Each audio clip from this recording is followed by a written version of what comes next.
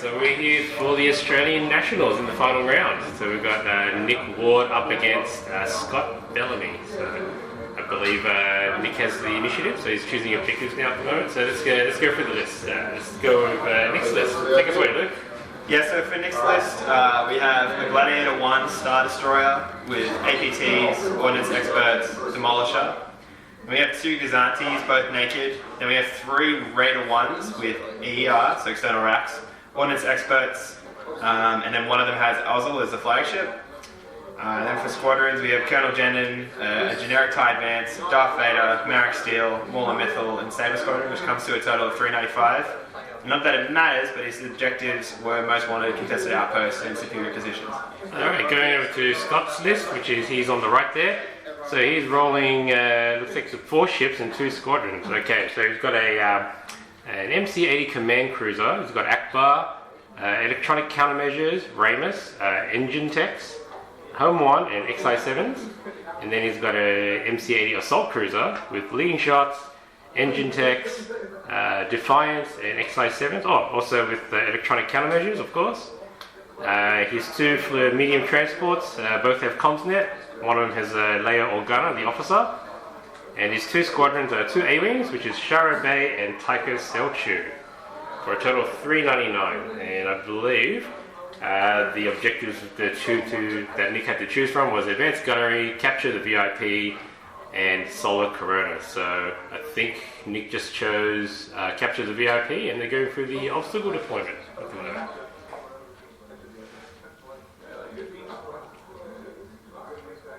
Alright, and I guess that's where Scott's going to be putting the VIP token. So what do you reckon, Luke? How's this matchup looking so far? Yeah, it's a really interesting matchup. I think, obviously, looking at Nick's list, obviously, you know, he's hoping to be first with a 5-point bid, but not too fast, otherwise he'd be going a lot higher, like, I don't know, 24, 26 is what I heard some crazy people like. But obviously with 6 activations, he's looking to do activation advantage and try and get in, obviously, with those close range ships and just unload and then bounce with Ozzel. And then with the squadrons to either deal with enemy squadrons or in this case to put out some serious hurt. But I think it's a really interesting matchup because, you know, his ships are quite small and they're very, very fragile, especially to a lot of dice. And as luck would have it, Scott can throw a lot of dice. Yeah, especially with Akbar. Yeah, I learned that lesson because I came up against Scott in the 3rd round, and yeah, my IC got pretty much punished by one of those MC-80s at long range, and yeah, he beat me that round. So I think here, because it's the final round, we might see a play where I guess Scott might try to bounce with the VIP token. Yeah, you know, I mean, playing last year, I will say, the finals was not recorded, or if it wasn't released. Actually, no, I think it was recorded. It was a very boring game. And it was actually between Ken and myself, and that was 100% my plan. I was second player, and I was like, I don't even have to score a point. I'm out of here. I think it's very much to keep in mind. A cut is a very different situation. You know, it's very much Ricky Bobby rules. If you ain't first, you're last, and it's not about how big you win. It's just about getting over the line. So I think you often see players playing, you know, maybe a fair bit differently to how they would be during the Swiss rounds, where you're really trying to maximise the score. Yeah, and you see Scott deploying. I think this one's the Home 1, it's the colourful one, and you probably saw him measure his the range roller there. He's actually, he did this in my game. He's actually looking for where the Home 1 range would extend out to. Smart. No, it's a really, really, really good combo. I ran a similar list once to far less success, but it is a really, really fun combo because, you know, having Home 1 there really, really ups Defiance. I mean, because you're throwing so much dice, even at long range with Akbar, and then suddenly having that 1 accuracy, especially against like flotillas, you know, it's really, really strong having that guaranteed accuracy. Yeah. And they're 2 big, powerful ships, so it'd be really interesting to see how this plays out. Yeah. Well, the other thing too, that's some people might get caught off guard here. So everyone's noticed that the MC-80s are deployed facing front towards Nick's fleet, and most people think, oh, why is that the case? Like, it's not like they're ISDs or something, but what actually happens is he's deployed in the middle of the table, and what he did against me was he just turned one way. And while you're deploying, it's really hard to determine which way he was going to go. So I think this is what Nick's probably just figured out, and that's why his deployment is spread so far wide, I think. Yeah, I think this is a really smart deployment from Scott. Well, sort of watching it now. He's got two big, powerful ships, and he's just putting them in the center, and it's really, really dictating the terms of this deployment. Because you're right. Nick can't really work out which way they're going to turn, and if anything, Scott actually doesn't have to decide until all the Nick pieces are on the board. It's a really clever way to kind of counter Nick's deployment advantage here. Yeah, it's very interesting that Nick has his two flotillas pointing, facing towards each other, running along the board, the deployment zone. I'm guessing they're going to stay out of the fight against his relay. But as we can see, Nick has 3 ships deployed on the far edge there, and the 1 raider deployed on the closer edge. That pretty much tells you which way Nick wants Scott to fly, I guess.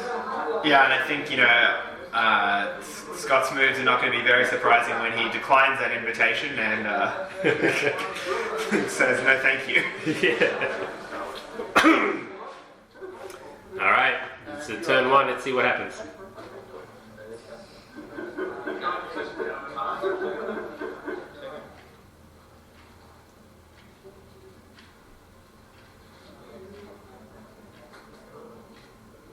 Was that a nav token Nick banked on the? I believe it was a nav. I think he's just taking a sort of kind of a stall out activation here. See how this unfolds.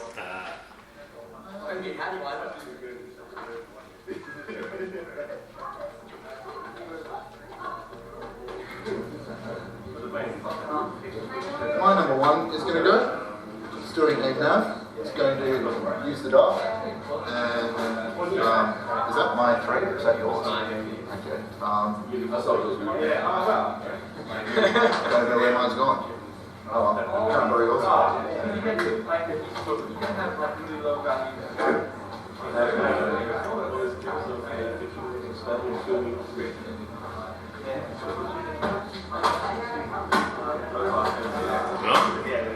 And looks like he's going to turn our way. Yeah, I think. I'm going to do this maneuver. Yeah, he's looking in now. Going up to 2. There you go. Probably going to engine tech forward. Yeah. No.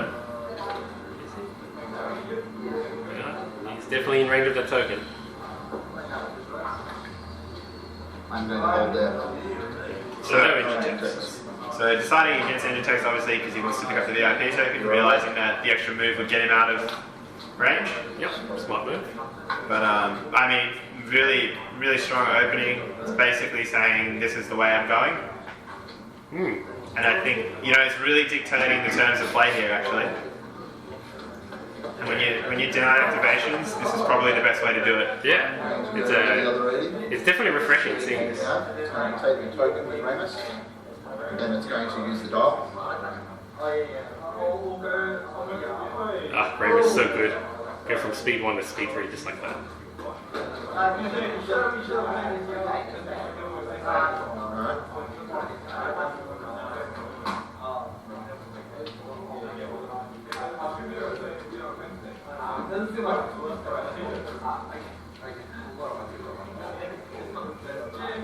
to do that maneuver.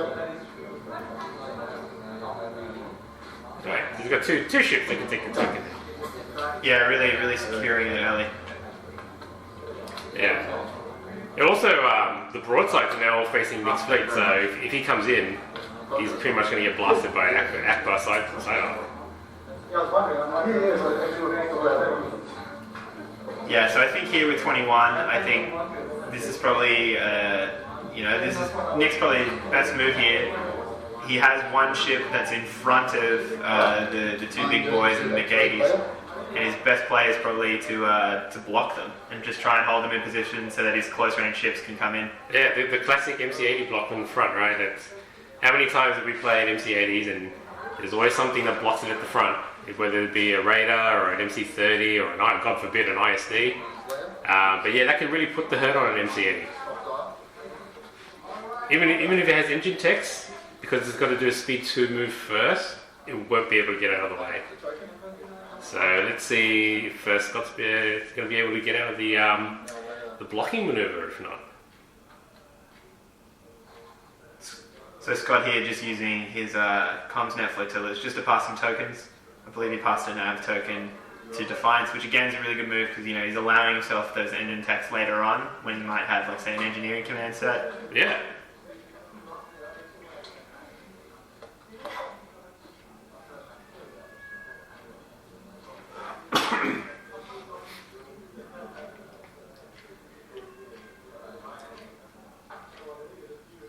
So this, I think this awkwardly puts half of Nick's fleet in a chasing position.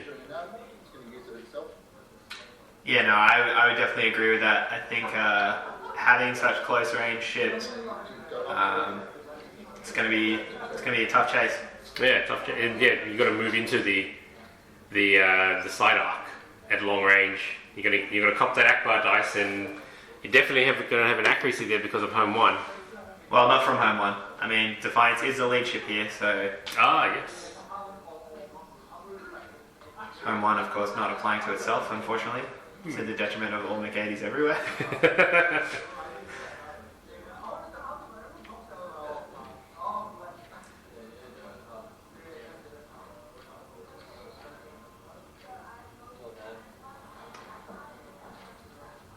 Yeah, so it looks like Nick just did a nav with Demolisher, not banking a token and speeding up to 3, I believe.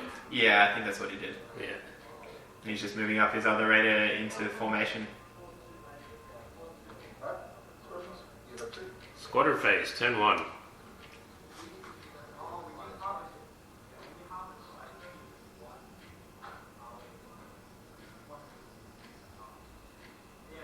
Move engender to maximum distance.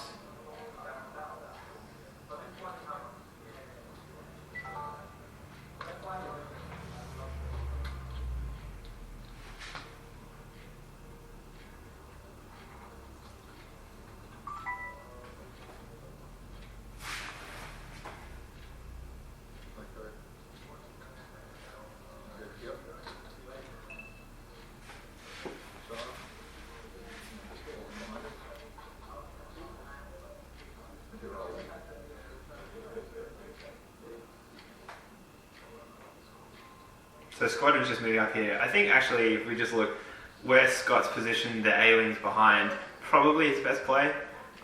He's really, really outclassed here in terms of squadrons with Nick's, hero-heavy ball. Hanging those A-Wings back, probably the best choice. If he throws them out, they're just going to get killed really early. And that'll give Nick free reign. So, it's smart. You got to hang there. You got to be careful where you throw away your A-Wing pilot lives. But I think though, with the amount of Saber, Vader, Marek, and then of course Jendon making all of the above really painful. Plus Mauler. Let's not forget the auto damage. Yep. That's a really tough matchup. Yeah. I think if Nick here can get squadron supremacy early, between Marek, Jendon, Vader, they could really start to add up on those McAdees. Plus, because I guess it's also another smart play by Scott, because he knows he's only probably going to get away with the 50 points from the VIP token. So if Shara and Tycho go down, and possibly a flotilla, that's that 50 points gone. Yeah, that's right. So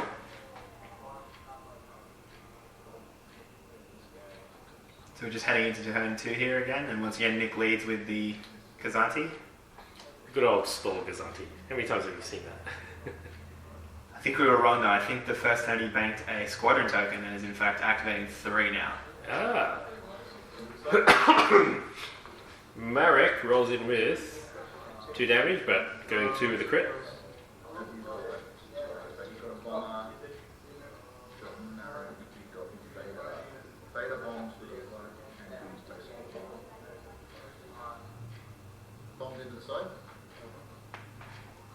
So Scott just confirming which arc the damage is on, and it's on the side arc. Redirects them to the rear.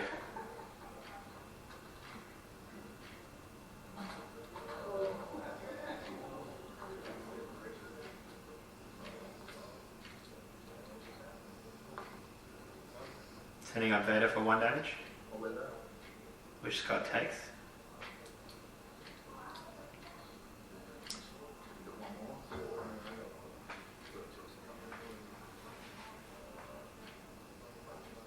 It'll be really interesting to see if Scott has engineering lined up, because with Ramus, he can pretty much tank a lot of that bomber damage, and then at the right moment jump in with Tycho and Shara just to delay like the slow death. Alright, so Gendon activating Barrack Fire again.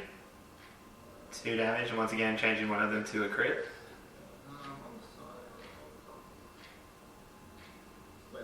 Which Scott eats. Burning quick. Would leave him on 1 shield on that side, and then 2 on the rear, I believe, or maybe 1 on the rear. 1 on the rear. Yeah, 1 on the rear. I mean, and that really shows you the power, I mean, of, well, really, just Gendon and Marek alone. They're just so brutal.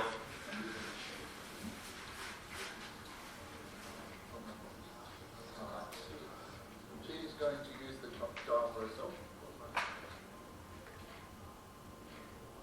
Alright, a bit of a tight move here with the GR75. Yeah, so I believe this is Leia's flotilla. Yeah. So Leia's a really good inclusion here, I think, especially for these 2 big ships, because it really allows Scott a little bit more flexibility in responding to the battle as it unfolds. Might not always pay off, but I'm sure it's had a couple of times where it's really saved a couple of things. Yeah, so it gives him that engineering or navigation captain when he needs it, I guess, as a backup. So I think it was a nav there from Leia. Yeah, she took that herself just to avoid the ram.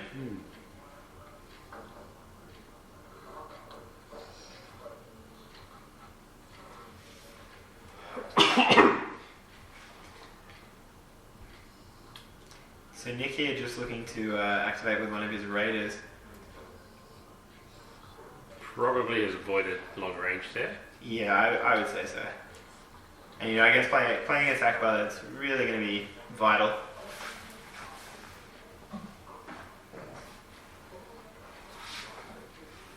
You know, and if we look at the board state here, Number 1 is going to go. Doing enough. That's going to use if he can block those McAtees in, that would give his, you know, really the bulk of his fleet time to swing in from behind. both those 2 attacks, and then I can get Gendon with Loyal, I think. So, flying onto Marek first. 2 damage. Ah, the return flak. Cool. First one. Flying onto Vader. 1 damage. Now with the double brace on both those heroes, it's basically going to be doing 1 damage each time, Bring up in it all. even if Scott rolls 2. But I mean, still that'll add up over time and really will allow him to maximize Tycho and Shara. So it is turn 2, so Vader can take probably four more turns of this. Yeah. Depending if the other ships can contribute their flak or not. That's right. I mean, if they get caught in the side of both McAtees, I mean, that's 3 blue and a black. That'll add up. That's it. Okay, I think Scott is trying to find a way to maneuver but not get blocked. But then also try and avoid the debris field and the asteroid if he can. You know, sometimes, you know, I mean, I'm guilty of making this mistake. Sometimes you just really got to eat those rocks. Yep. I think especially with a big ship, sometimes you really just got to cop that damage sweet. Six going for... See, what I would have done here is a sharp turn to starboard, because one thing we love doing with the Akbar MC-80 is getting the slash. So if he starts driving down the middle of the board, he's already got ships on both sides that will get the slash. So I'm surprised he's not going for that, but he's actually just flying straight ahead. Right behind a rock. Yeah, so this is a really interesting play because if you turn inward there, you're right. I mean, there's no way at that point he could be blocked. But obviously the danger then would be if Demo and, you know, it makes it easy for Demo and the other raiders to slip in. But, you know, yeah, it's really interesting. If Nick can get that raider in front in a position where it blocks, could be a costly mistake. But having that asteroid there really probably makes it a far less attractive spot to sit. Ooh. Raider only 4 health. So, I think for obvious reasons, Scott's choosing not to use engine text. Yeah, I can't really blame him on that one. Yeah. I think the command was it a nav? It must have been a nav to get that extra click there. Yeah, I believe it was. Like all commentators everywhere, we are super attentive all the time. Yeah. So it's interesting that he passed the navigation token over, knowing that he had a navigate with Ramus, making that token a bit. Unless it's an engineering token, of course. Now, is Ramus on Defiance? I thought Ramus was... Is Ramus on home 1? Yes, you're right. Ramus on home 1. Yeah, so then... come on, Ken. That's a strange decision. He knew he wanted both. He wanted both, Ken. He wanted the token for later and the nav for now. So again, we can see Nick moving up another Raider, just taking that navigate to really speed control. It's a good benefit of Ozil of basically being speed whatever you want. And I feel like Nick here is basically using it to his fullest. There's more flak from the assault cruiser. So looks like he's taking one on Vader. I mean, you know, you look at that, Vader's down to half health already. Yeah.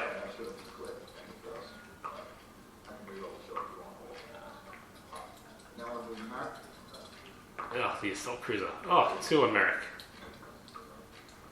So even Merrick already lost a third of his health when we're in turn 2. Very, very important damage. So interesting thing here is Scott's chosen not to pick up the token with the lead MC80, but it doesn't look like he's picking it up either with the second one. So I'm not sure what the play is. Probably he's going to try to pick it up with a flotilla training from behind. No, I think they've just acknowledged it. Scott here made a misplay and completely forgot it. And he's probably kicking himself a little bit right now. But fortunately, the Mick 80 is so huge that he should be able to collect it still next turn. But it is good to know that they're still human after all. Oh, speed 2 move, can he fit it? So he's going to go for a speed 1, but he's going for the speed 2. Yeah, flying really tight here. Oh, yeah, no shield overlap. No, he just clears it. Really, really nice flying. Nice. Still within one of the tokens, so he has a chance to still pick it up.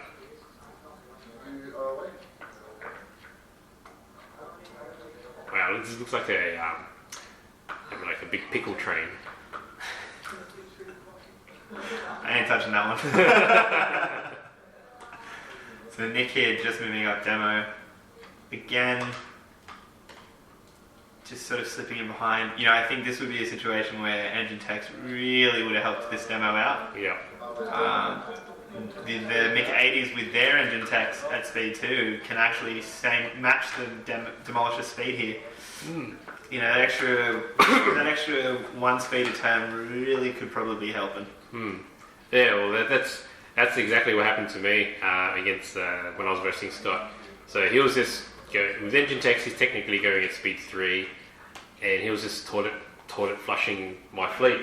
My ISD can only go to maximum of speed 3, so there was no way I was catching him the way I was deployed. Yeah, with those big bases, you know, you start getting them to swing a little bit, and they actually move a lot of distance off that turn because the fat base sort of swings around. Alright, so that's Scott's last activation. No comms netting. Alright, so Nick's going to send in some squadrons. Let's see. So it looks like he's sending in the generic advance just to bomb that side of Defiance. For... Looks like a blank. Looks like a blank. Oh. Rough. Nothing at all, he says. Quality Ned Flanders quote.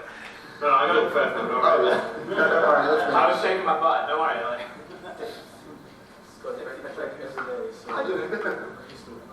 Apparently it's a common quote from Scott. Much to the chagrin of his fellow players. So it is interesting here. So he's Nick's play Saber Squadron just a bit off there. Yes. Yeah, I feel the thought process here must be that he's going to still be in medium range of that Kazanti. But it is an interesting choice because it does put him, well, a little bit further away than perhaps I would like. But I'm guessing what the plan here is, so the Maul is just parallel there to Saber Squadron. So if Shara and Tycho choose to jump in, then Mauler and so he can use Mauler to jump in and get his damage off, but he could also use Saber Squadron to snipe Shara and not get the counter 3 back. Yeah. So here we can see what is probably, arguably, the most important move of the game, and Nick is helpfully blocking the shit out of this camera for us. Really like to thank him here. Number 21, going in for the MC80 block. I'd like to thank whoever moved this camera. They're a true champion, that person is. It was hard. It's not blue screen of death. Are you just going to keep moving so that I can only see you and your shirt? I don't recognize that voice. I don't know who that is. Yeah, there we go. Yeah, alright. Alright, we're all fucking comedians here. I got it. Comedian. How we doing? I don't believe. It's a really, really interesting move. Yeah, someone's going for a nice big block. Thanks, Dan. So, as we can see, the Raider here has clearly ended up in the side arc of Defiance. And what do you make of this move, Ken? It looks like their Defiance has a double arc. Yeah, really bad place. Yeah, so although Nick has first activation next turn, so the only move he's got, he can only activate that and get some damage off. I really think he should have parked either on the rock and risked it, or park behind the rock. Pretty sure a speed 2 move would have got it. Yeah, so if we were looking, I'm going to use my helpful pointer here. And the Raider was originally around here. You really, really wanted to end up somewhere around here, you reckon? And I agree. I think you should have risked landing on that rock to risk it. There is certain death. Here is potential death. Yeah, And sometimes you just got to make those calls. that's it. Like even with the structural, the Raider will be on 2. So the first maneuver from the MC80 would have to hit it, and it will destroy the Raider. The engine tech move will land on the rock. So No, in that situation, the engine tech would be what kills it, because the structural would be on 2. Yep. So the first round would take it to 3. And the unless he activates, Nick activates with it first. Right, yeah. And it stays where it is. Yeah. But either way, the pickle train would be slowed down, and at least Demo and the rest of them to catch up. That's right.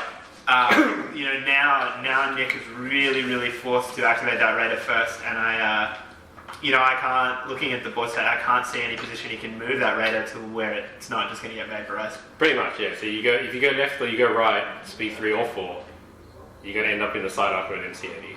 Yeah. This, I think, is really, really bad news for Nick. If we look at where Demo and the other Raiders are, Nick really, really needed this pickle train stop for 1 turn. He needed to stop it rolling. That's it. Oh, here you go. Start of next turn. Nick is activating 21. Unsurprisingly, doesn't want to get blown away for nothing. Yeah. Concentrate fire. So he's going, I think he's checking if side. No cider. Side front, easy. Yeah, so side to front. Sorry, just the timing. When does external runs burn? Anytime I want. I'll attack. Nice. That dice. Nice. So 2 dice onto the front. So this is a bit of an interesting choice. So Nick has external racks on all of his Raiders, which allow you to add 2 black dice, basically at any point. It's kind of like a concentrate fire from my understanding. And he's elected not to do it on the side arc. See, I would have done it on the side arc there because it would have evened out the dice on both attacks. Exactly. And it would have been forced to use brace on both. Yeah, I agree. But because he's concentrating here, I'm guessing he's going to racks. Yep, here comes the racks. See, the problem here, the dice would look awesome. It would probably be 8 damage or something, I'm not sure. Let's just see if he announces it. The Ordnance Experts. He's going for the reroll of Ordnance Experts.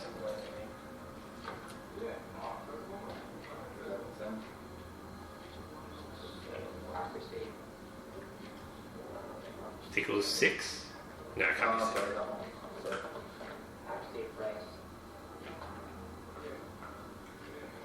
I think it was an accuracy and 7 damage. I actually think he's rolled 2 accuracies. Ah, 2. Yeah. It'll be 2 accuracies and wow, what are the chances of that? 2 accuracies and 2 blues.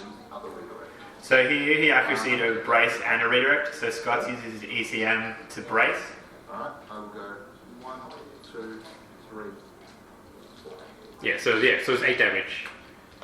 8 damage, brace down to 4. So And then I will do. looking at 8 damage is awesome, but when you use brace, it just negates 4 damage, just like that. Whereas if you did it on the other attack, Yeah, exactly. yeah, you brace 4 down to 2, You gonna ram me? and then the next attack. Well, you'd have the potential of if he'd rolled, an odd number, like say 5 or something on one of them. Yeah. He'd be his bracing isn't as good, and to do it, he's got to be burning that brace, right? Which could be really important down the line. That's it. Jeez. So yeah, I agree. I don't think that was the best move. Going to flip this dial. So it looks like Nick. He's going Scott? to take the token. No, so the maneuver for the radar was it couldn't go anywhere, so he elected to ram. And then she's going to move. So Scott just went with layer, I believe, and he revealed an engineering, which he used to change Defiance's command to an engineering, and then as well passed the token across. You look at that and you say, what? So it's got engineering 6. Yep. That's basically made up the damage that it took from the radar. Yeah. Wow. Yeah. No. Yeah. Yeah. 'Cause that's 4 damage. Now you recover 3 shields. Ugh.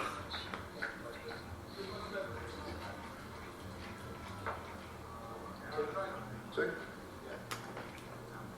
So it looks like Nick's activated some squadron via flotilla relay.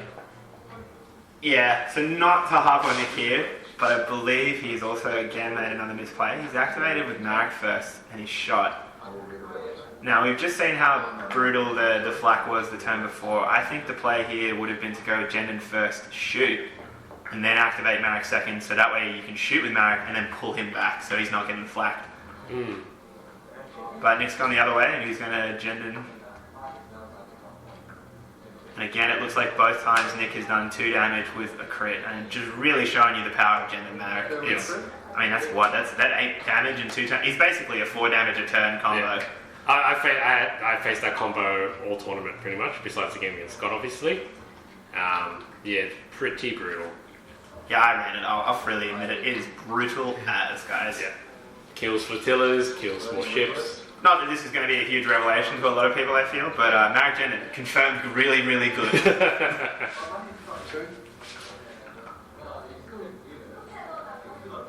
So if we look at the shield situation, if I'm not mistaken, it's really starting to hurt that McAdie. It's probably down to nearly 0 shields all around. Looks like it. But of course, it's got that engineering coming up. Yeah, and I believe it's lost the redirect. Looks like the token's there. Yeah, it has. It's going to be doing an engineering. Oh, there's the engineering. I'll be using Fail at something. those to go 1, 2, and go 1 on the rear. Yeah, so Scott unsurprisingly regenerating 3 shields. And now for the shot.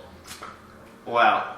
I'm no expert here, but I feel like this is going to hurt. Yeah. What have you got? Well, it'd be interesting to see if he goes for the double attack or he goes for the single Akbar attack. The Akbar shooting.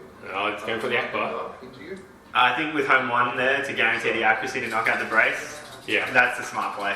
Akbar side shot at the front of the array. It really looked like he was praying there for a second. I will now throw Akbar in. Good. Oh, look at all this doubles. Just escape time. So, and yeah, home 1. Yeah, I know. So yeah, we can see an obscene amount of damage. That looks to be nearly 8 damage plus an accuracy. 5, 6. That's just a one-shot radar dead. Ready.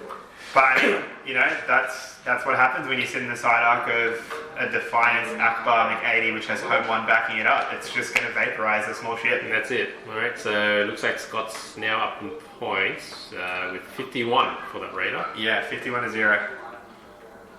And I'll use my token. But I think more importantly, he's now basically slipped the net, and now there's nothing slowing this train down. That's it. Alright, so he's landed on the asteroid. And he's pulled an injured crew. Injured crew, there goes the contain. And That's a really interesting choice. See the engine techs or not. No. No, declining the second asteroid camp. But yeah, taking that container away is a really interesting choice. Not sure about that one. With Marek in the wings for an auto crit. Yeah. I guess the way Scott sees it, he's got 2 more Marek attacks to tank, so he can use brace twice on that. That's true. That's true. And I suppose with the redirect still there, he's probably figuring that he's got shields that he can move to. That's it too. Oh yeah, he just did regenerate shield, so yeah, not that's too much fair. of a No, problem. you know what? I stand corrected. That's a fair enough choice.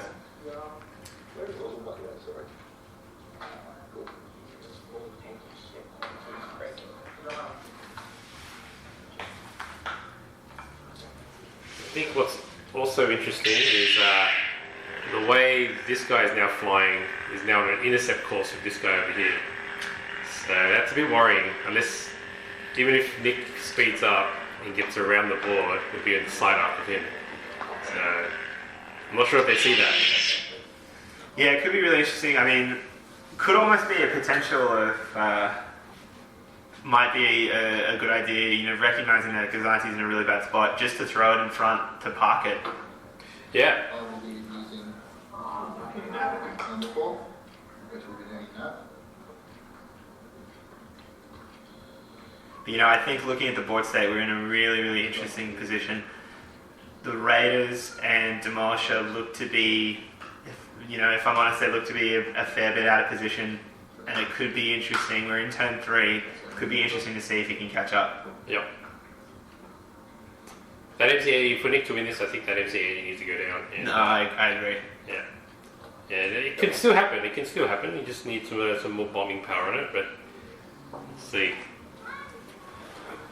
Yeah, I think this turn is going to be really interesting in terms of, we can still see Shah and Tycho waiting here. If they can tie up these squadrons for a little bit, even one turn, with this ship engineering through Leia, could be enough. Could be enough. Yeah. But if they're allowed to run riot on this, it's still got 3.5 turns to go. That's tough. Death by 1,000 cuts is real problem for a big ship like that, especially considering it's already hurting on its tokens. Alright. So it's over to Nick's activation.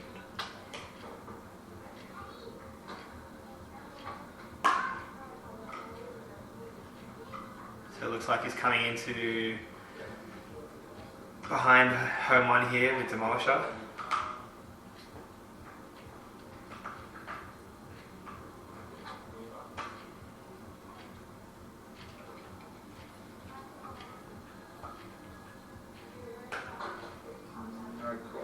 But unfortunately he's just outside of close, so just going to be throwing 2 reds.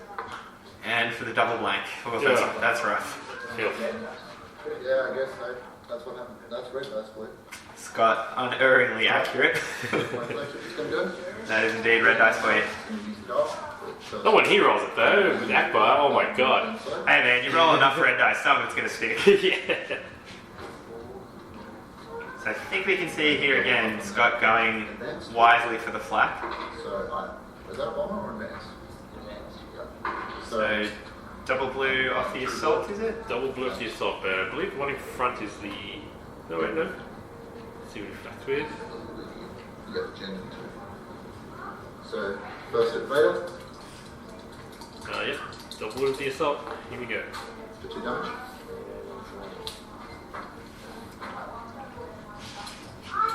And then Marek. 1 damage. So Marek now down to half health, and Vader's at 2. Vader's on 2. For 1 damage. And Jendon. 2 damage. So I believe Jendon is actually down to half health as well. Wow. So this is really, really problematic for Nick. He's really, really relying on those squads. Who says flat is bad, right? I mean, like over 5 turns. In this situation, it looks like the MC80s are ahead. So shooting out the rear demo, only doing 1. 1 die. Damage.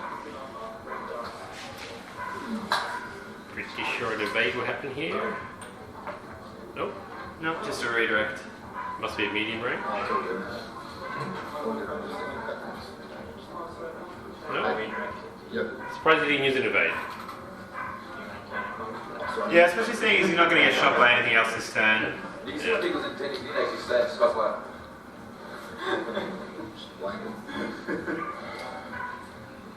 But probably won't make a huge difference in the scheme of things. Yeah, it's longer. It's a long range shot, so I'm not sure why you think. No, I think it's medium. Wouldn't there be a blue dice in there? Unless it's is it Montfrat? Oh yeah, no, you're right. Yeah, no, yeah, interesting. It looks like he's opted not to pick up the token. I guess he doesn't need to. I mean, he is technically 1 point ahead with the rate of kill. Scott appearing to be playing this game on hard mode. That's right. And yeah, by the look of it, he has left that VIP token behind. Yep. Taking 2 shields and landing on the Debris field there. You know, that presents a really, really interesting situation because you're right, that Raider is worth 1 point more, but now, if I'm Nick, I'd be looking at this saying, screw the McGady. Let me just jump Tycho and Shara. Yeah. Pick up the token and bounce. Yeah, I mean, he's in a perfect situation to do it now. Like, Shara and Tycho are just left in the open there. All he needs to do now is jump in with Saber and Mauler. Okay, so... But instead, he looks to be bombing the McCady. The advance. And you know what? It's not even the damaged McCady. Yeah, I'm like, this is a strange choice there. He had an option to move it, to try to get the other McCady, but I think the better play here would have been to... Unless Nick doesn't realise the token's not taken. Yeah, maybe that could be the case. I think both players might have just missed it. Yeah, it's the pressure of the final round. It looks like he's landed on the station just to heal, which I think at this point is a really wise choice. Yeah, that's Vader, right? So Vader will be back on 3 health. Yeah, I think that's correct. Or perhaps Nick's setting up. Could be setting up for the fight against Tycho and Chara, because if he picks up the token and kills both of them, he'll be ahead. But if he loses a squadron, and let's face it, Vader's pretty expensive, and so is Marek, then it could push it the other way again. Well, the other thing we got to keep in mind too, Ken, is this Gazanti is still on a really bad course. Oh. So I don't know. I still think personally the play would be to just try and jump Tycho and Shara for 0 loss. I mean, what are they worth? 15 and 17? 16 and 17. So what's that? Ken, do the math. 33, I believe. I mean, if he doesn't lose a squad and he picks up that token, that's 83 points. Yeah, actually, you know what? Yeah, because it's 80-something points, he can actually afford to lose. Is that Gazanti? Yeah, that Kazani, yeah. But Scott obviously wisely pulling back, perhaps recognizing the situation. Or, you know what, probably thinking more about how he's going to protect his McGady. No, I actually think what Scott's trying to do here is, notice how you put him in the middle of all the ships, so that's 4 ships that's going to get flack if Nick jumps in there. Yeah. Yeah. And we already know that Marek and Jendon and Vader are already hurting. Yeah, really, really, really smart move. Yeah, I think... Look at that kill box. It's like perfect. It is. Yeah, I think, Ken, maybe all well and good in hindsight, I think the players might just not have realised that the VIP token is not reachable by Scott now. Yep. But in that last activation, Tycho obviously being the exception because Tycho is Tycho. Yeah. I don't know, look, Nick's checking the objective. I'm pretty sure Nick knows that the token is now reachable. I think he's realised an activation too late because I think in that activation where he bombed with the advance, I think he should have jumped in. Yeah. That's so unfortunate.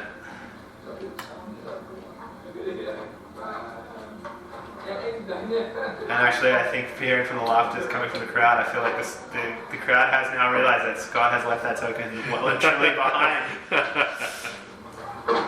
So some options have now opened up for Nick. Scott's still ahead. Yes, well and truly, he's 51-0 at this point. You're away. All right. Turn 4. Really, really interesting choice. Yeah. I believe Nick hasn't reset his dials yet. Could be helpful. Choices. How to pick up the token. Yeah, I think everyone's navigating or squadroning. Yeah. Yeah.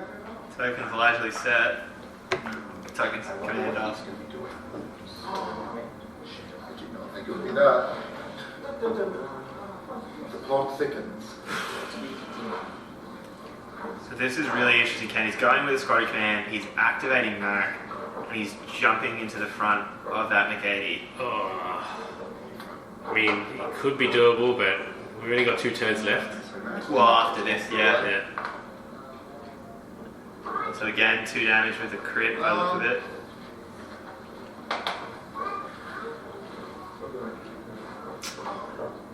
I will. Oh, it's painful. I'm not. Did Nick forget to move Saber and Mauler in the squadron phase to get him closer? I think he did, yeah. Oh. I think he left them out there. That's really big. Look at how far out of position Saber is now. So what represented is 1 to 2. No, just I think he's suffering from the tunnel vision of the Marek and gendered combo. burn the redirect. Yeah, you know, it's a powerful combo, but I just don't think you can win the damage race. Not with the time that's left on the board. Oh, because Zani's only getting speed 2 as well. Oh. Gotta say, Ken, as a close friend of Nick, this is pretty hard to watch. I feel like just one too many errors just being made here. You know, and it's a long day, long tournament, 2-day tournament, 3rd game of the day. I'm not sure if turning into Gazanti was a good idea there. Like, if he kept going straight, he'd be further away. Well, if he kept going straight, he might have been able to do the Ozil speed up and run away at the last second, possibly. But yeah, I mean, look at this now. You know, he's activating with one of the transports. He's sending in Shara and Taika. I mean, great moves, really. Yep. Fine. I think, you know, Marek's on what, 2 health. He only needs to get 1 damage on each of these. 2 damage, and that's all I can do. Yep. So it's going to brace it down to 1. So he's down to 1 health. Yep. And then here comes Shara. Here comes Shara. Bit of a stutter there. Let's see. Yeah, here comes Shara. Unless she whiffs on this. 1 damage. 1 damage off screen, and that's Marek. 1. What's Marek? 21 points is he? Oh no, he's still on the board. He might be down to 1 now. Okay, so he'll cop the flap. Yeah, looking at the position, you know, you can go with Defiance and then with Home 1. Yeah. Really, really unlikely to whiff on all those dice. And the worst part too is he's pinned down gendered. Yeah. That relay bubble now trapped. And I believe Vader is now out of position. Yeah, Vader's way over on the station. Not going to be able to affect this turn out of command range. Yeah. Relay. So Saber will at least be in range of one of the Gazantis. That's true, but I just think in terms of the engagement is now too far away. Yeah, no, definitely. Even Vader probably as well. I think there's a lone tie advance there as well, but it's just out of relay, I believe. Yeah. Look at that solid Corona now coming through. Coming through in full force. Really, really nice environmental effects we have at the Games Cube. Yeah. Shout out, of course, to the Games Cube for hosting the tournament.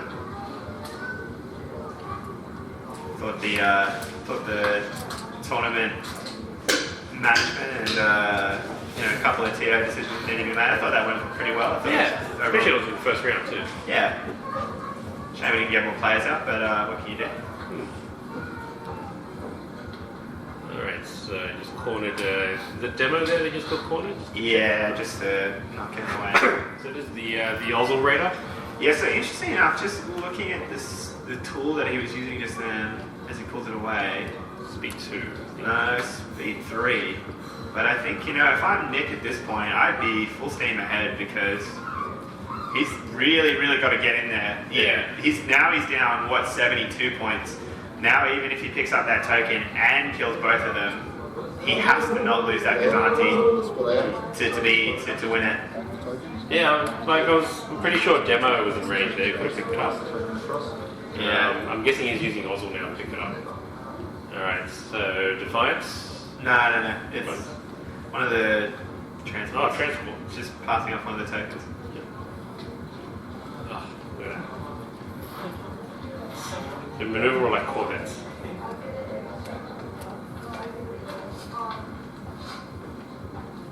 It's great that the way he's moving his transports, they're being shepherded by the MC-80s.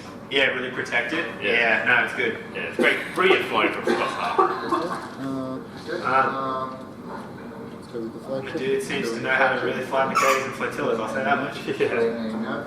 I'm going to back my post with Ramus. Oh, Ram is so good. I'm going to flak out the So here we go, big moment. Janet. So Janet now down to 2, I think. Either 2 or 3. He's hurting. Pretty sure it's down. So here we go, obstructed shot on Narek. Yeah, instructed, so. A little bit of a bump there just before, but I don't think it would have mattered. So 1 blue. Oh, and there it is. There it is. 21 points. That really hurts Nick. You know, I think looking at the board state cam, we now get a better view. A little bit of a choppy sound issue.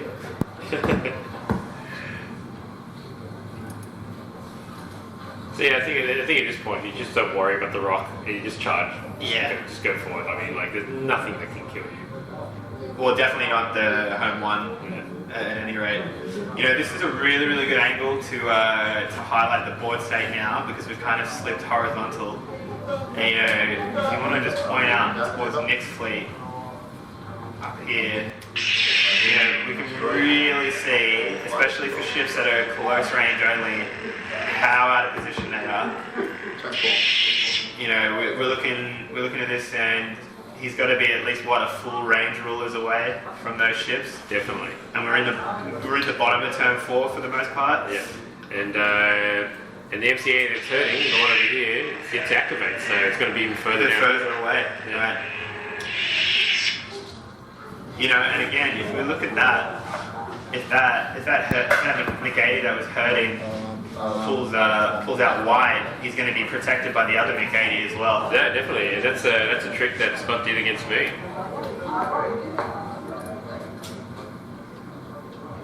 Yeah, so we look at this now, activating Saber from that Kazanti, and just see it's just too far out. Yeah. Really need to be closer to the fight.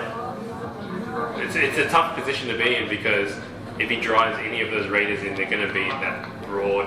Oh, and that kills him, right? Of course.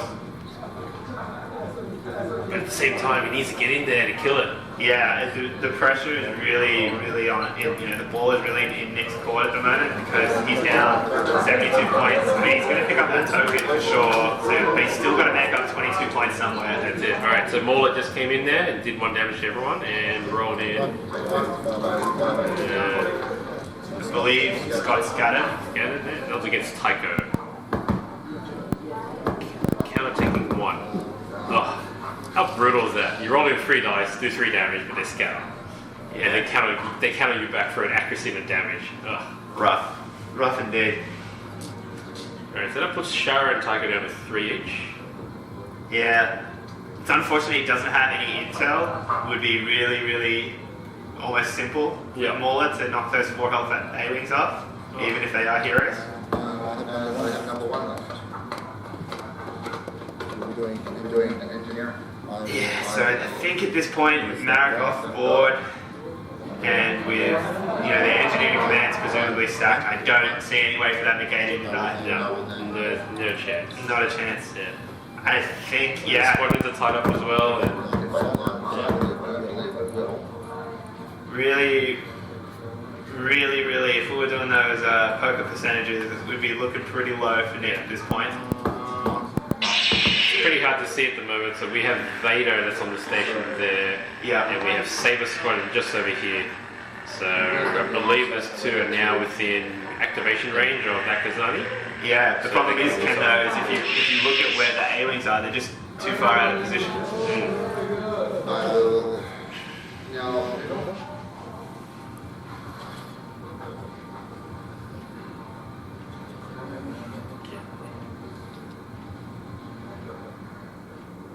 Well, there it is. He's going to go for it. Yeah, so it's gone for the turn, and now we can see that this Gazanti is in really big trouble. Because if you look at Look at that kill box. look at that firing arc, I just can't see any way for it to escape long range, especially with home one giving the scatter killer. I think we can pretty much safely say that this Gazanti is going to die. Yep. At this point, you know, I think it would almost be in the dice's hands. You just need it to roll so low in damage. Yeah. But even then, his only real choice, I think, would be at this point to go for Tycho and Shara. He's going to get that token. That's the only way I can see that he can potentially win this. If this Gazanti somehow hangs on and he kills these two without losing any further squadrons. Yep. Okay, so Nick moves in the advance there. Really, really tight game though, I gotta say. Pretty tight. The other thing that will be tough for Nick is if that Gazanti goes down, he'll lose the ability to activate All of his squads. all of the squadrons. Yeah. I mean, with those raiders, you know, kind of assuming that they're not in the fighting order, they could do squadron command. It's only one, but he doesn't have very many squadrons really anyway. Could be a possibility. So I believe we're heading into turn 5 here now. I believe so. So I'm guessing Nick will probably activate that Gazani just to get the value out of it before it potentially dies.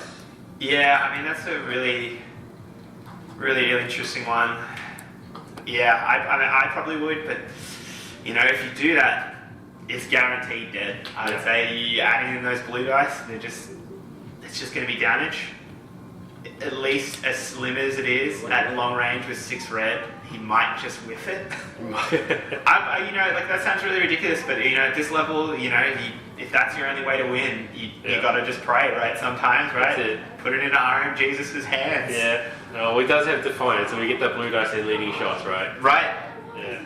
Well, see, but that's assuming that's what I'm saying. So if he doesn't activate the Gazanti, this looks like it's long range, so he wouldn't have Defiance. He only has Akbar 6 red plus home 1. Yeah. But statistically, you know, it's that low potential versus, you know. Looks like Nick's gone for the Demolisher activation. Yeah, You're correct. Yeah. I think he's trying to get in there. I think the crowd just went wild because Nick's about to pick up the token. Yeah, he did. I think he's finally acknowledged he's going to be picking up with Ozzel. The crowd having a bit of a goof. The hilarity of. I don't know about you, Ken, but I think the comment was that he's not a very important person, he's a somewhat important person. Man, I had a few too many drinks at the bar, I believe was the comment. At the station, yeah.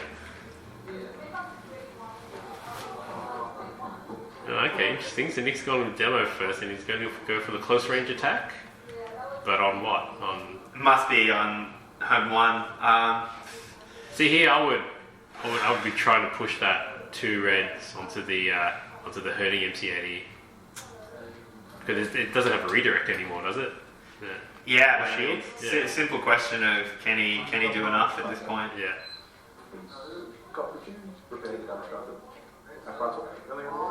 Or even if you were that desperate, you would yes. you would flak, maybe flak the 2 squadrons. The 2 squads. Sorry. So we're just confirming that a damage card on Akbar was actually placed. Yeah. Good awareness from the crowd. I think. So I think.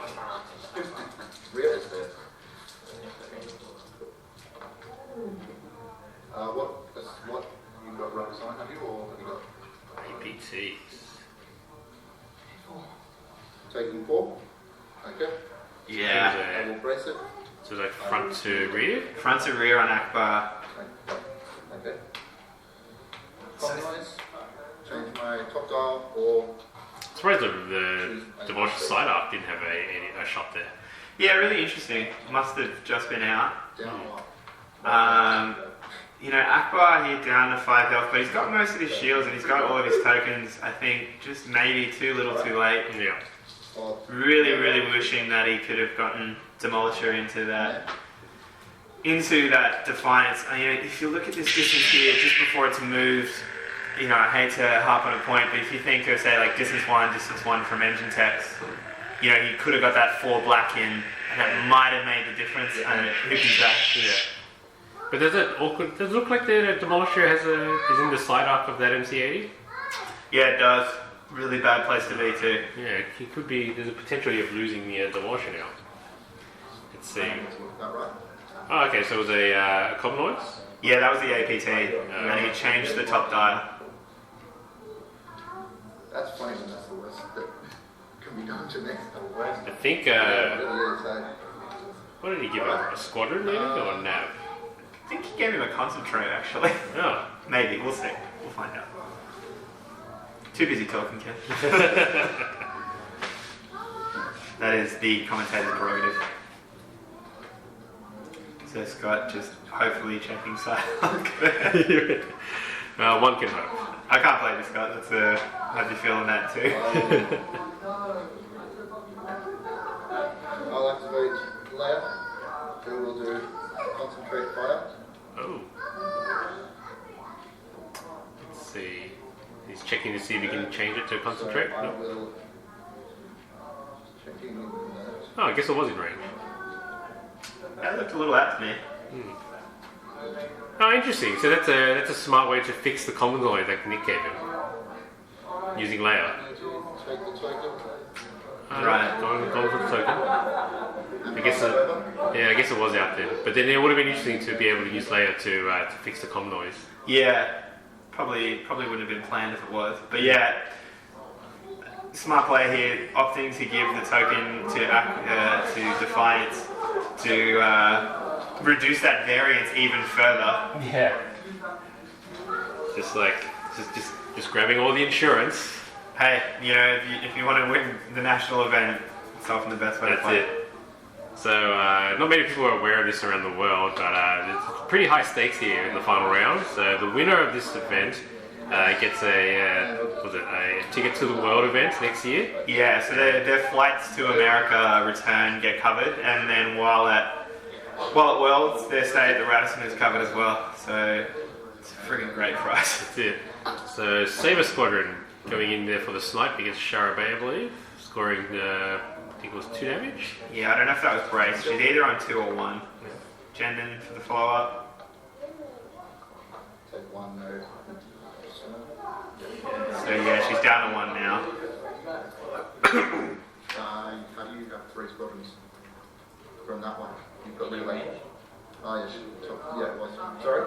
So just confirming, so Nick had a token, so he relayed 2, but then Saber was in native command range as it was. Yeah. Nothing. I'll 5 active count. It's 3. Oh, count of 3 criticals count. Yeah, I think that was the tie advance there. I think Shara scattered there just to stay alive. Yep. Scatter hero, so powerful. Ugh. Hitting Sloan. Yep. So Nick just ramming with the Kazanti.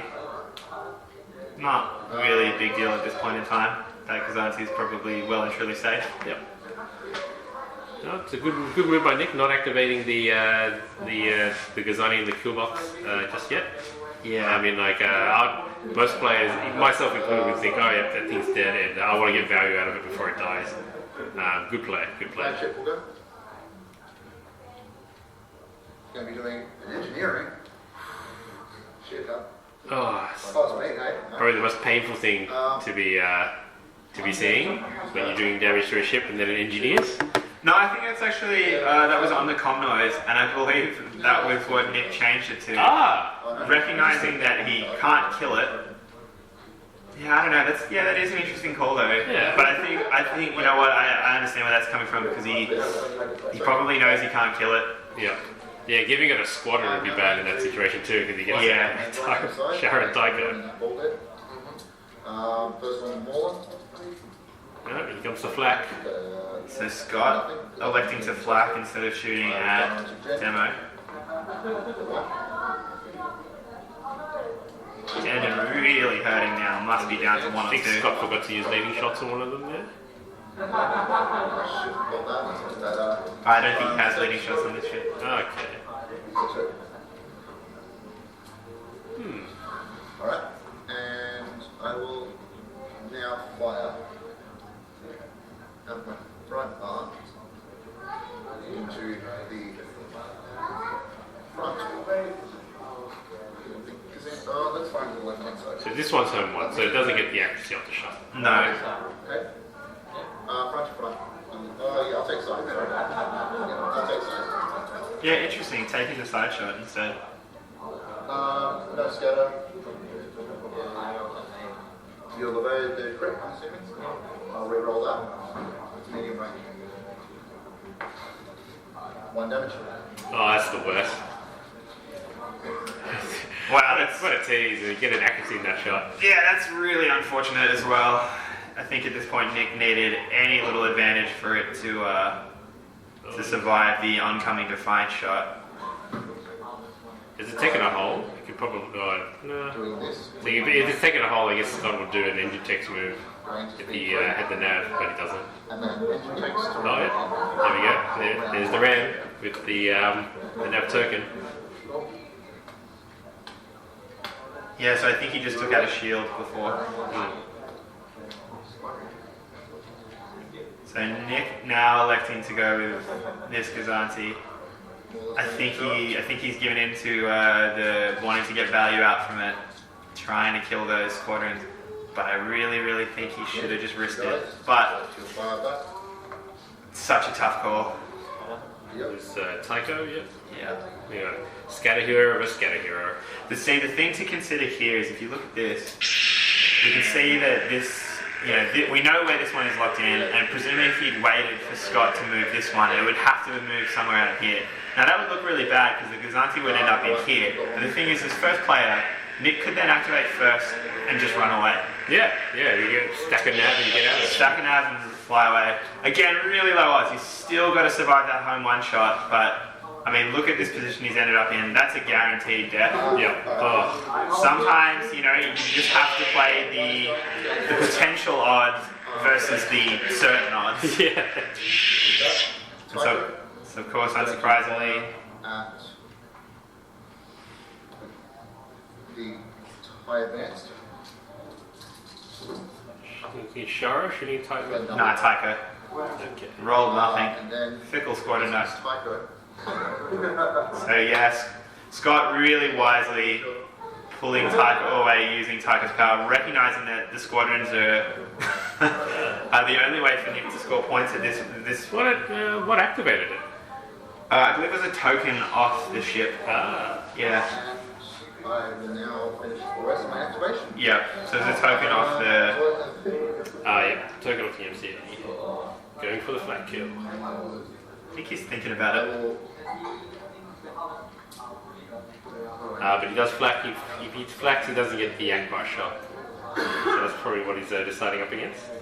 I think if I'm Scott, I'd go for Akbar here. Just confirm that kill. Yeah, I'm saying that 3 blues and 3 reds with the concentrate fire token. Right into the Gazanti. Maybe he's prepared Akbar,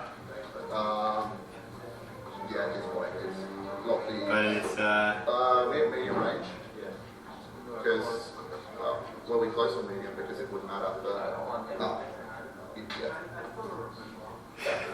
yeah. Yeah.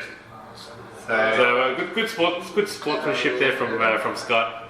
Declaring all the options there that Nick had. But yeah, I think in Nick's eyes that Gazani was going. no, I think what it was because it had been rammed earlier. It was 100%. It was certainty dead. I think Scott was saying that with being at medium range, the reroll could make the difference. I think the damage was only just enough to kill it. Okay. But Scott wasn't aware that he'd forgotten that it had taken one whole damage already. But still sporting a bit. Very sporting. So we look at this board state now. So yeah, looking at the situation now, not to beat a dead horse, but you look at where these two have ended up. you know, you think if he'd waited, if he, you know, again, really unlikely to survive, but better than near certainty. And we saw actually that Gazati nearly hung on. If it could then slip in here and then run away. But we don't live in should land. So not how this game's panned out. that's right. So I believe the score right now is, what's that? So you got 51 plus 23, so 74 plus 21 from Marek, so 95. 95 to Scott, and so far Nick hasn't picked up the token yet, so he's only got the Shara kill. Has Shara gone down yet? I believe Shara's Yep. out there. Yep, so 17. 17. So if Nick picks up the token, he'll be on 67. Not enough. Really, really close. So there it is. There's the token. Pick up. Yeah. Scott being the sporting man and doing it for him. Both players confirming. So now we're at 67 to 95. Really, really close game. Genius, he's leaving on purpose. Definitely a very important person. No, I was sitting there before the activation going, remember the token. Someone said last drinks and drinks wasn't there. Let's go! Very nice! Caught the wrong ship. She's like, this is a Yeah, so at this point, you know, despite only being down 27, 28 points, I don't see any way that Nick can make this up in one turn. Yeah. I think we can safely say that Scott will be the new Australian national champion. That's it.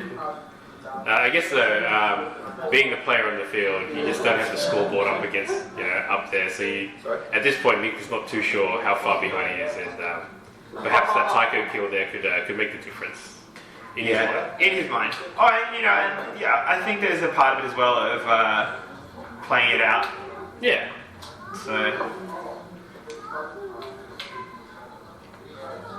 but yes, I think well and truly at this point, the game is the Scots. Also, I think something we just missed. So interesting enough, I think there's a squadron token on this flotilla, Yeah. and that was passed on by that continent flotilla. Right.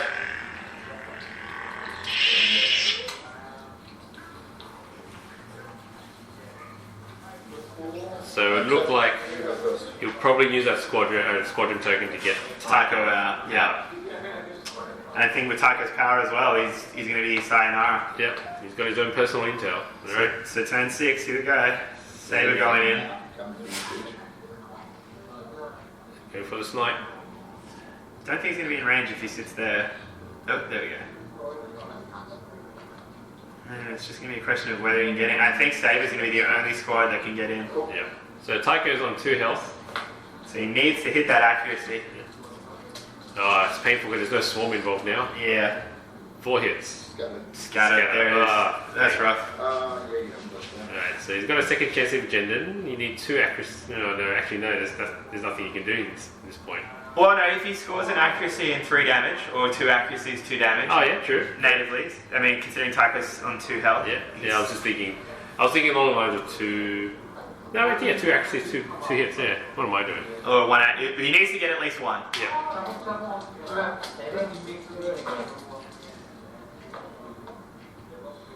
It's like it's an accuracy and 1 damage. 2 damage. 2 damage. But brace 1, which means Tycho is going to survive on 1 health.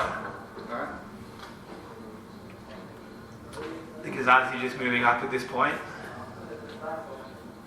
And I think we're going to see a called game very soon. Leia is going. She's doing a squadron command. Oh yeah, squadron command. He's here. There we go. So it must be a nav token then. That's up there. Yeah. So Tycho wisely deciding discretion is the better part of valor.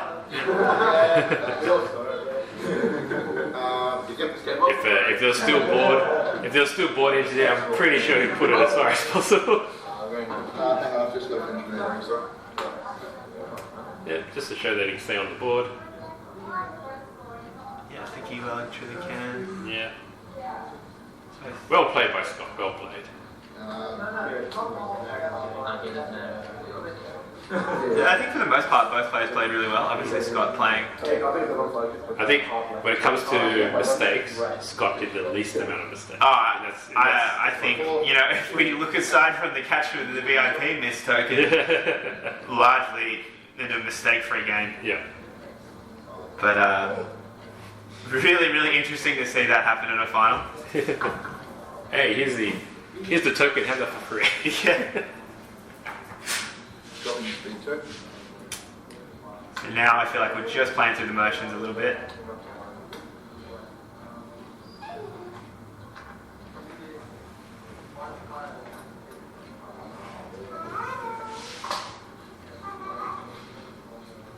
Oslo Raider carrying the token, just very well and truly out of range. Or at least out of killable range. My flagship will go. Doing an engineering. I will take the token with Ramus, then spend it to go 1. Yeah, might as well make the ship look presentable before you dock with the station investment. 2. Well, I got to explain why that VIP isn't on board, so. Shield up. There I will.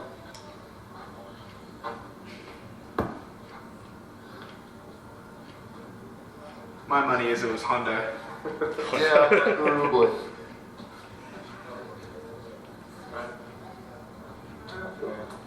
Launch for now.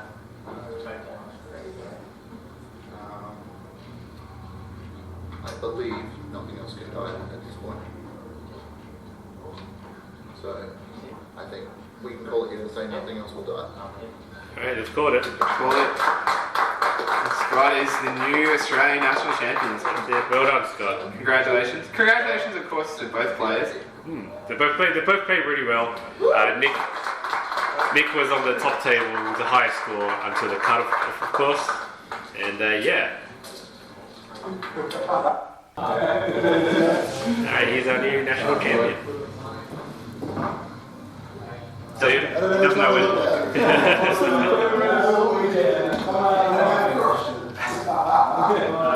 Alright, so he'll be heading over to Worlds in 2018, representing Australia.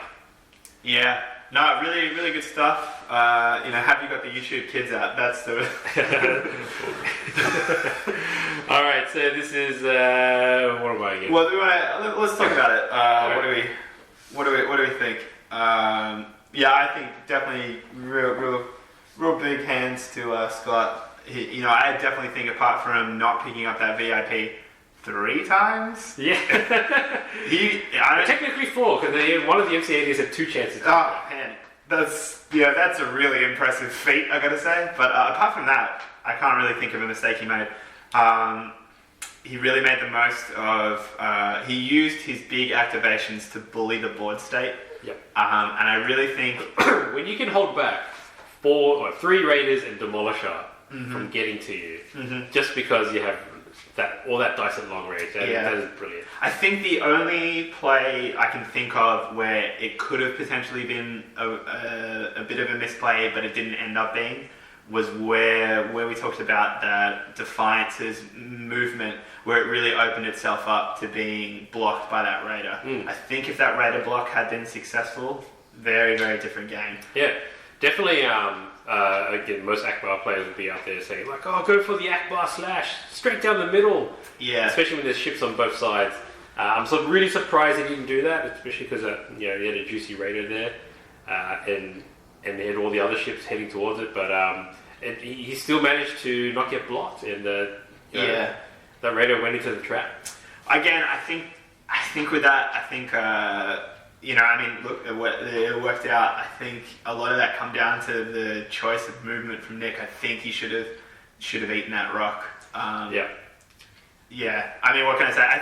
I think that sequence of plays was a real make or break. Scott left it open for the block to happen, and I think that raider ending up inside arc really swung the game in his favour. Yeah. I think, look, there's the pressures of the final table. Of course. Yeah, sometimes you just gotta, you slip up. Well, I mean, that's it, right? Like in Nick's mind, I'm pretty sure he's like, it's gonna be a structural, I'm gonna cop 2, and then on the next round, he's gonna double ram me and I die. But, I don't know, like in hindsight, when you look at that, you know what, that raider dying is not so bad because that McAin is stuck there. Exactly. Yeah. But, you're right, it's all well and good to say that in hindsight. I think what I would really, really like to commend Scott, I really felt he played smart with very little squadrons. He only lost Shara for 1. But he really played smart. He let his flak do the early talking, and then he jumped them in at the right point. Like, taking Marek out, I think really sealed it in his favour. Oh, so it just goes to show, never forget to flak squadron. No. Every opportunity, flak them. Doesn't matter if they're whole 6 and you only got 5 turns. Just flak them, because at any point in the game, they could count. It could count. Yeah. And we saw that with Marek, 21 points, just like that. Yeah. No, I think it was really interesting. I think really, I gotta say, moving those squadrons across towards Defiance, and I think we both sort of feel at that point it was very unlikely for the Defiance to go down just off the squadrons. I think Nick would have been better off trying to hit Tycho and Shara while he could and make out like a bandit. But again, that's all well and good to say in hindsight. If he wasn't aware of the point score situation, yeah, he could have swung it. But also, look, let's not undermine Scott's achievement. He's like, crushed it. Yeah, crushed it. But to make the final table with only 2 squadrons in a very squadron-heavy meta. Yeah. I could say wholeheartedly, going to this tournament with no squadrons, three of my opponents all had Marek, Jendon, Vader, all the bombers happening, you know. All the rebel players had, besides him of course, had mass Y-wings or wanted to bring mass Y-wings. Yeah. And so I believe in his third game, third game was against me. His fourth game, he was up against pretty much a Marek, Jendon. Had decimators as well in that fleet. Yeah. And he got a 10-1 off that. Yeah, no, really good flying. Yeah, sorry, if we sounded like we're undermining, not at all. We're trying to undermine both players. They both played terribly. That's why they were at the top table and we weren't, right? We're just trash.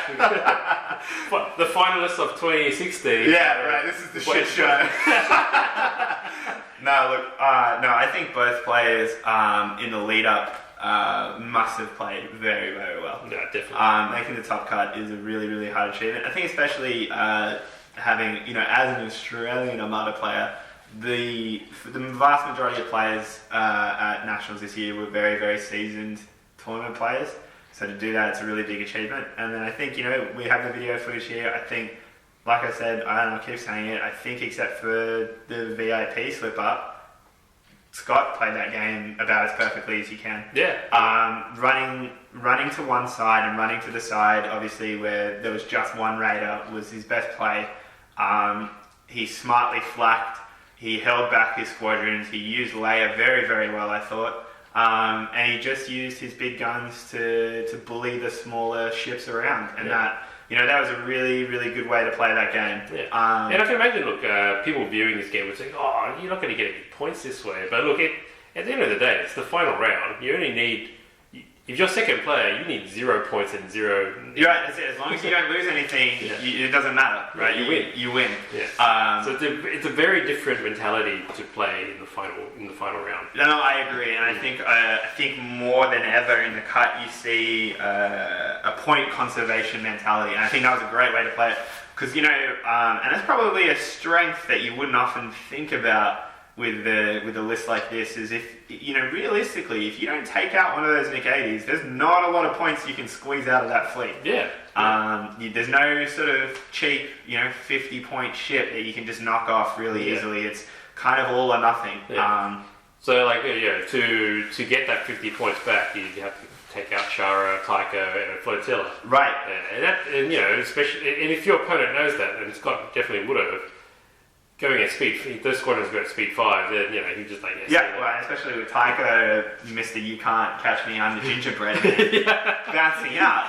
That's really, really good. And if anything, him not picking up the VIP token really was the only thing that opened that door, because if that token was picked up, I think we could have called that game when the Raider goes down, because there's no way he could squeeze 100 points out. Yeah, there was no way. So we had that moment there where there was no chance of picking up the token, and Nick had just that slight window, but sadly we don't think he realised. But if he jumped those 2 squadrons then and there and picked up the token, he could have reclaimed the loss of the Raider. Yeah, and I think I think that's a hard one to think about. That's like we said, the playing Armada as a cut game is a very, very different mindset. I think if you ever find yourself in a situation where you're in the cut, really, really think about what points are scored at all time in the game. Because, you only need to win by a single point. Or if you're second player, just tie. Yeah. And I think, for any player that ever finds themselves in that situation, hopefully you all do, really, really be aware of what the point score situation is. And not only that, think about what the potential points there are on offer. Like we said, there was a very small window where he could have potentially made it out. But I think ultimately that was a pretty small chance. Also, in saying that, Scott did really well in tracking those points, I believe. I think he did. Throughout the tournament there, we saw him, throughout that round, he was asking Nick, how much was this worth? Yeah. How much is Merrick there worth? And the way he was moving Tycho out of the way, he knew that could make or break the game. No, that was really, really good awareness. And I think, that's what you're going to be doing. But yeah, it's really interesting. It's kind of reminds me of the top 4 fleet that made worlds this year from Akbar. I think similar system in terms of, obviously slightly different, only a 1 Mach-80 fleet, that one. But where in terms of, if you're not killing the Mach-80, you're really not getting points out of that fleet.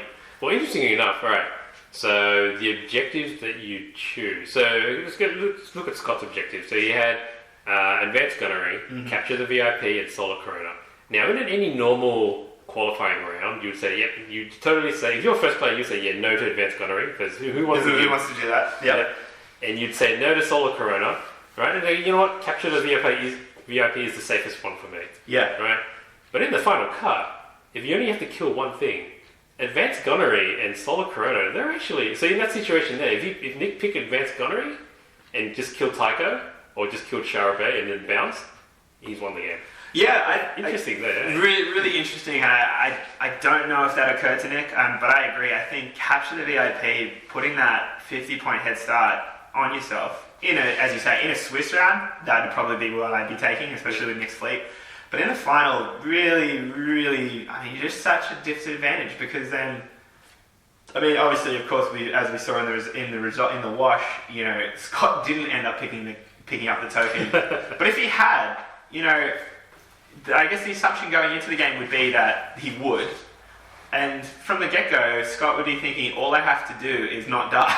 Just pick this up and not die. Pretty much. Whereas you're right, if they were playing Advanced Gunnery or Solar Corona, I think especially with Marek and Jendon on the board and just the squads that he had, you could just play the game of, alright, well I'm going to hunt down Tycho and Shara, kill them. And then if he did, just go, hey, I've got Marek and Jendon, we've got 6 turns, I'm just going to hunt one of your flotillas. Yeah, that's it. And just play keep away. Yeah. But, as we saw, that was not the game that unfolded. And I think, in the end, really close game points-wise, 95 to 67, so only 28 points in it. Really, really close game, but Scott coming away with the goods. With the goods there. And playing on hard mode. Hard mode. I don't need no. I don't need it to VIP. What? You didn't pick my advanced code? Fine, I'll make it advanced code. But looking at, if we go look at Nick's objectives now.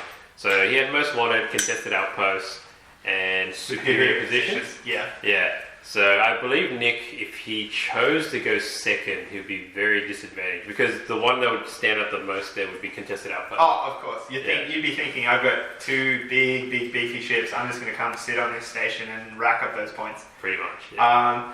In saying that, could be interesting because then obviously that would mean that he wouldn't be able to run away from the Raiders. But with first player, that's a rough gig. Yeah.